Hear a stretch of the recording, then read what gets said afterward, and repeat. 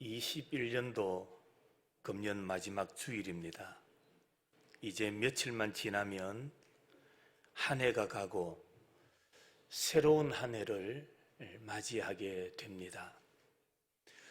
새해에는 우리가 새로운 다짐으로 시작하는 한 해가 되어야 할 것입니다. 신앙은 생명체입니다. 생명이 있는 공동체는 활력이 있고 생동감이 있습니다. 그래야만 눈물이 있고 회개가 있습니다. 그런데 역사가 깊어지면, 역사가 오래되면 긍정적인 면도 있지만은 부정적인 측면도 상당하게 작용하고 있다는 것을 알아야 됩니다. 신앙생활에서 가장 위험한 게 뭐냐? 그것은 바로 안일함입니다. 안일화, 안일함. 이것이 신앙의 큰 문제라는 사실을 우리는 깨달아야 됩니다. 안일화, 무슨 말입니까? 신앙이 습관화되어 버리고 신앙이 형식화되는 것을 우리는 조심해야 한다라는 말입니다. 신앙이 형식화되고 안일하게 되면 제일 먼저 나타나는 현상이 뭐냐? 내 안에 신앙에 대한 감격, 회개, 눈물이 없어지게 된다는 겁니다. 신앙이 안일하게 되면 찬송이 없어집니다. 신앙의 간절함이 없어지게 됩니다. 여러분, 이것은 별것 아니라고 생각될지 모르지만 신앙이 이렇게 가면 결국에는 하나님께로부터 책망을 받을 수밖에 없다라는 사실을 깨달아야 합니다. 오늘 본문에 보면 에베소 교회에 관한 말씀이 기록되어 있습니다. 요한계시록에는 소아시아 7교회를 소개하고 있습니다. 에베소 교회, 스무나 교회, 버가모 교회, 두아디라 교회, 사대 교회, 빌라델비아 교회, 그리고 마지막으로 라오디게아 교회. 요한계시록 2장부터 설명하고 있는 이 7교회, 이 교회들을 보면 하나님께로부터 칭찬받는 교회도 있었지만은 하나님께 책망을 받는 교회도 있었습니다. 그 7교회 가운데 첫 번째 등장하는 교회가 에베소 교회입니다. 성경에 보면 이 에베소 교회를 어떻게 소개하고 있느냐? 에베소 교회는 선행을 많이 했다라고 말씀합니다. 에베소 교회는 신앙의 인내를 잘한 교회입니다. 그리고 이단과 싸워서 승리한 교회입니다. 그래서 하나님께로부터 칭찬을 받게 됩니다. 2절과 3절에 보면 내가 안다라는 말씀이 나옵니다. 내가 안다. 그동안 에베소 교회가 수고한 것을 잘 알고 계신다는 겁니다. 에베소 교회의 순수함, 헌신, 충성, 그것을 하나님께서 잘 아시고 에베소 교회를 칭찬하고 계시는 겁니다. 성도 여러분, 우리가 기도하고 우리가 봉사하고 우리가 헌신하는 모든 것, 사람들은 알아주지 않고 사람들은 몰라라 할지 모르지만 오늘 우리가 깨달아야 하는 것은 그 모든 것을 하나님은 뭐 하신다? 알고 계신다. 한번 따라 하실까요? 하나님은 알고 계십니다. 여러분, 우리가 하는 기도, 하나님은 알고 계십니다. 하나님은 우리의 신음소리까지도 듣고 알고 계시는 하나님이라고 말씀합니다. 그래서 우리는 사람들이 몰라준다 할지라도 실망하지 말아야 됩니다. 낙심하지 말아야 됩니다. 중단하지 말아야 됩니다. 왜 그런가? 누가 알고 계시기 때문에? 하나님이 알고 계시기 때문이라는 겁니다. 에베소 교회의 모습을 하나님은 알고 계셨습니다. 그리고 에베소 교회를 칭찬하셨습니다. 그런데 안타까운 것은 에베소 교회가 안정이 되니, 에베소 교회가 긴장을 풀게 되고 결국에는 안일함에 빠지게 되더라는 겁니다. 긴장을 푼다, 안일함에 빠지더라. 이것을 우리가 어떻게 표현할 수가 있습니까? 결국에 신앙이 어떻게 흘러갔다는 것일까요? 형식이 되고 말았다는 겁니다. 예배를 드려도 형식밖에 없습니다. 기도를 드려도 모양밖에 없습니다. 그 안에 순수함과 진지함과 간절함과 회개와 하나님을 향한 뜨거운 열정이 없는 겁니다. 형식화만 남는 것, 이것이 바로 긴장이 풀린 탓이에요. 안일함에 빠진 오늘날 성도들의 모습이라는 것입니다. 신앙생활에 이것이 문제입니다. 그렇게 되고 나니까 에베소 교회에 처음 사랑이 사라지고 처음 열심도 다 식어버렸다라고 말씀하고 있습니다. 신앙은 언제나 긴장된 생활을 해야 됩니다. 신앙생활은 긴장이 풀리면 안 됩니다. 긴장된 생활 가운데 우리는 신앙의 길을 걸어가야 됩니다. 신앙의 긴장이 풀리면 안일해지고 신앙이 형식적인 모습으로 전락해버리기 때문입니다. 오늘 성경을 보세요. 요한계시록 2장에 보면 에베소 교회가 하나님께로부터 칭찬을 받았는데 시간이 흐르면서 칭찬은 없어집니다.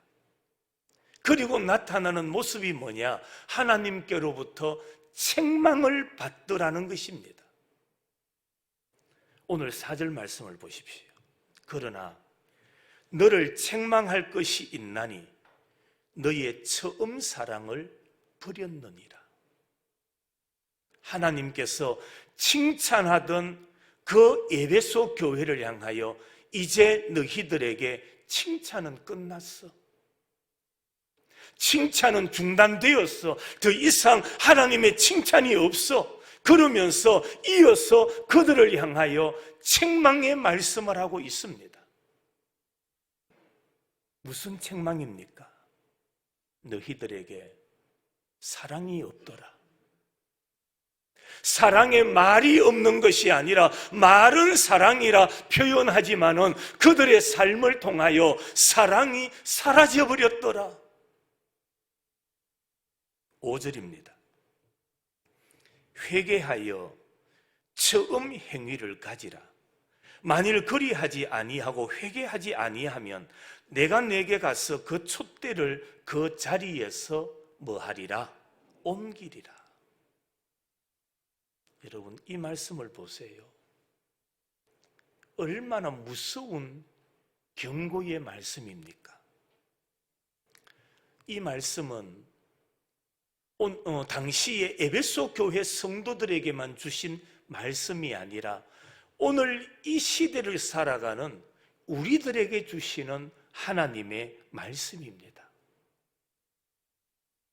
이 말씀을 통하여 우리가 해야 할 몇 가지가 있습니다. 그 첫째로는 기쁨을 회복하는 일입니다.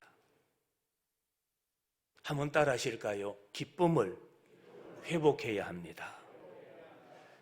신앙생활에는 기쁨과 감격이 있어야 됩니다. 그래야 찬송하게 되고 기쁨과 감격이 있어야 하나님 앞에 무릎 꿇고 기도하게 되고 내 안에 신앙의 기쁨이 있어야 하나님을 향하여 이웃을 향하여 봉사하게 되는 겁니다.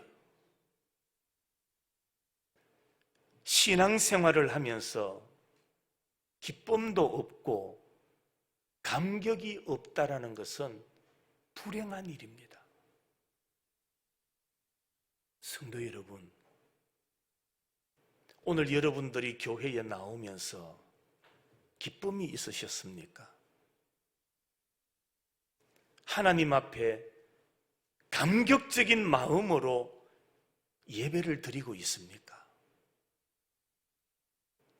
기쁨을 잃어버리고 감격을 빼앗겨 버렸다면 내 자신은 지금 불행한 상태에 놓여 있다는 사실을 깨달아야 됩니다. 육신이 맛있는 먹을 음식 앞에 있을 때 즐겁습니다. 기쁨이 있습니다. 배고픈 자가 맛있는 식사를 앞에 둘 때에 그 식사를 보면서도 행복해 합니다. 그리고는 그 음식을 먹으면서 즐거워합니다. 설교는 하나님의 말씀입니다. 우리는 설교를 통하여 하나님께서 우리에게 주시는 영적 양식을 공급받습니다. 오늘 내 마음, 내 영혼에는 하나님의 말씀이 필요하다라는 갈급함이 있는 사람은 기쁨으로 예배를 드립니다. 감격함으로 예배에 동참하게 되는 겁니다. 바라기는 우리 모든 성도들의 마음에 이 기쁨과 감격을 회복하는 은혜가 있기를 주님의 이름으로 축원합니다. 신앙생활은 기쁨이 있어야 됩니다. 하나님께서 나를 죄악 가운데서 구원해 주셨다라는 그 감격 가운데 하나님 앞에 예배를 올려야 됩니다. 그럴 때 우리는 하나님이 주시는 은혜, 하나님이 주시는 복을 누릴 수 있기 때문입니다. 우리가 회복해야 될 것은 바로 기쁨을 회복하는 겁니다. 두 번째로는 우리가 회복해야 될 게 뭐냐? 그것은 바로 신앙입니다. 신앙을 회복해야 됩니다. 시대가 흐를수록 참된 신앙은 점점 이루어져 가고 있습니다. 참된 신앙은 하나님의 뜻에 절대 순종하는 자세와 용기를 말합니다. 그런데 오늘 우리가 살아가고 있는 이 시대를 한번 보십시오. 지극히 합리적이고 인간 중심으로 흘러가고 있습니다. 신앙이 너무 편의주의로 흘러가는 그런 시대가 되어버렸습니다.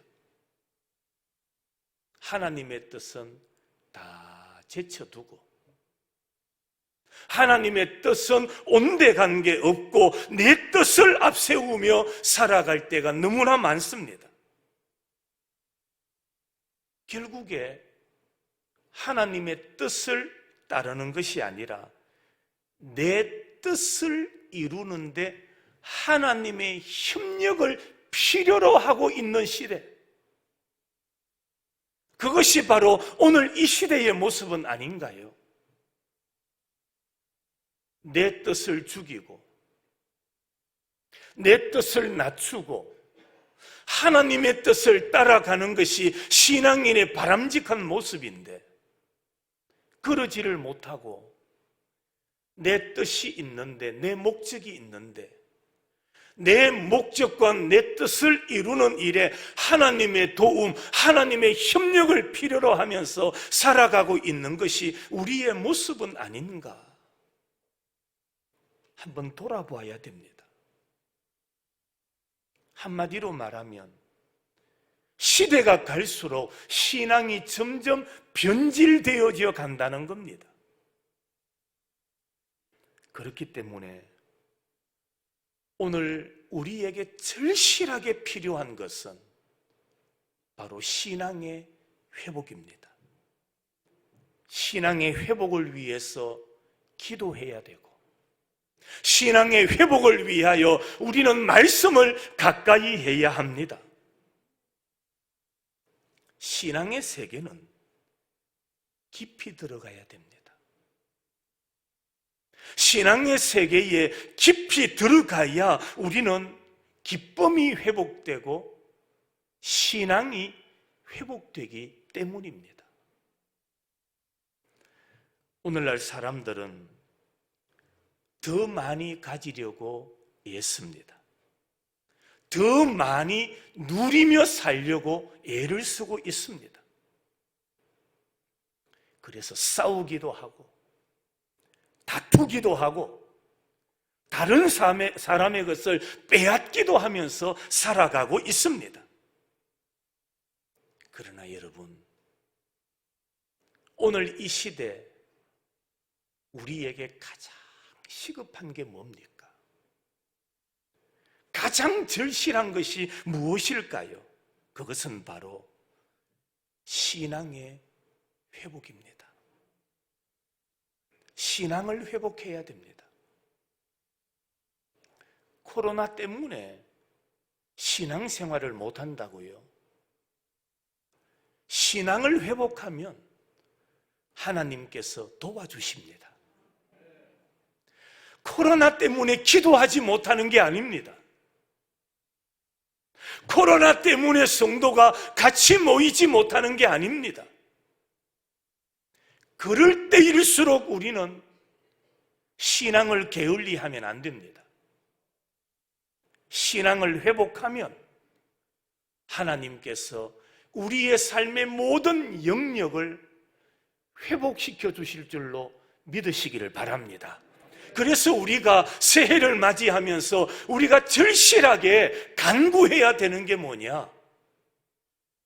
바로 신앙의 회복입니다.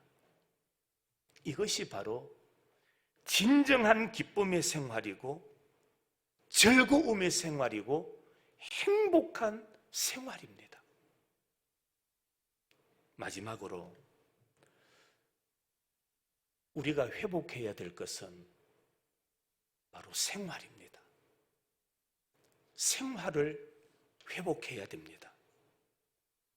신앙인들에게는 신앙의 생활화가 있어야 됩니다.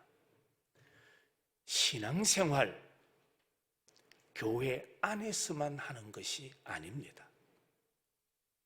신앙은 밖으로 나가서 세상에서 복음의 정신을 발휘하는 겁니다. 그러면 교회 안에서는 뭐 해야 됩니까? 교회 안에서는 신앙을 키워야 됩니다. 신앙의 훈련을 받아야 됩니다. 교회 안에서 우리는 연단을 받아야 됩니다. 그리고는 밖으로 나가서 예수의 사람으로 살아야 됩니다. 세상에 나가서 믿는다라는 우리 그리스도인들이나 믿지 않는 사람들이나 똑같이 속이고 똑같이 거짓말하고 그들과 똑같은 삶을 살면 안 됩니다.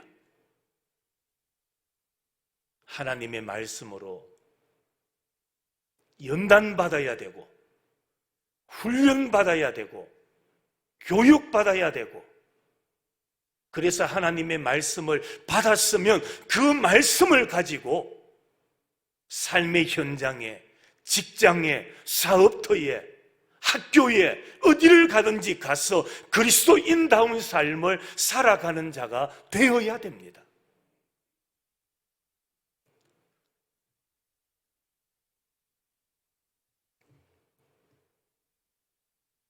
발명왕 에디슨,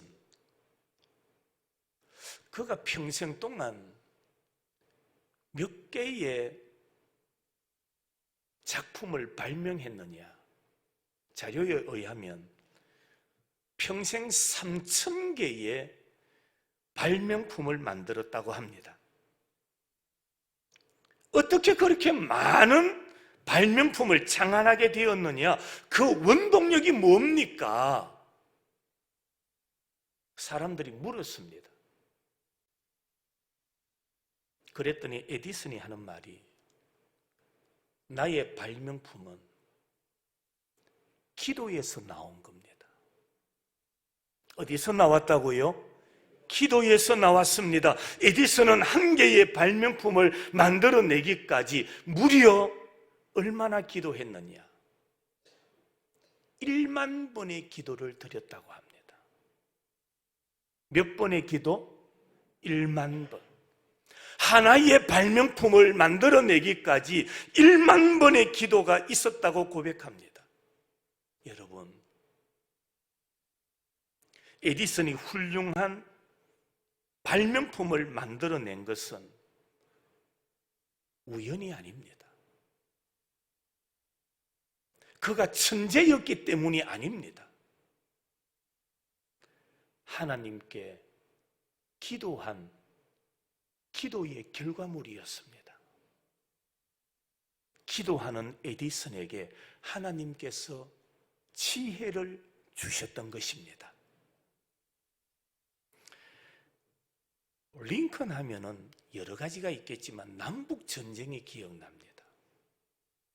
군대를 이끌고 전쟁에 임합니다.